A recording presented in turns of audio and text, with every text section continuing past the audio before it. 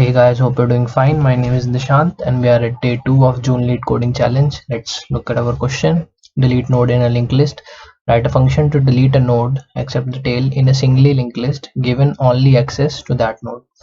Okay, given this list who looks like following.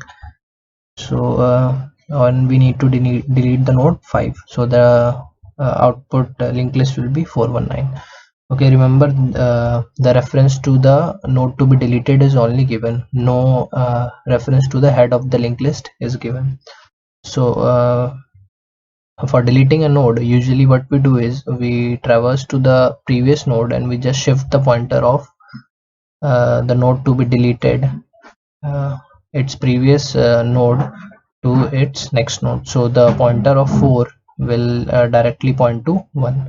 Now that in our case we are not given the link or the pointer to the head node, we simply given the reference to the node to be deleted. So we can do a simple hack. What we do is we copy the data from the next node, that is 1, to the node to be deleted, and now what we do is we simply refer this node's pointer to 9. Okay, so 1 will get copied to 5 and now that it is 1, the 1 will now point to 9.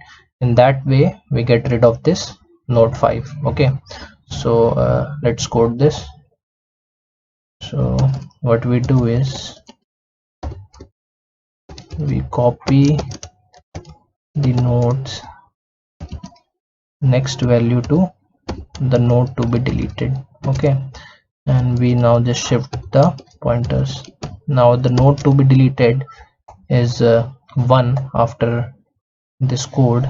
So now our linked list look like something like this. Okay, so it looks like 4, 1, 1 and 9. Okay, so now what we do is we point this one to 9 directly. Okay, this way we get rid of this node. So nodes next will point to nodes next and next. Okay, so after this our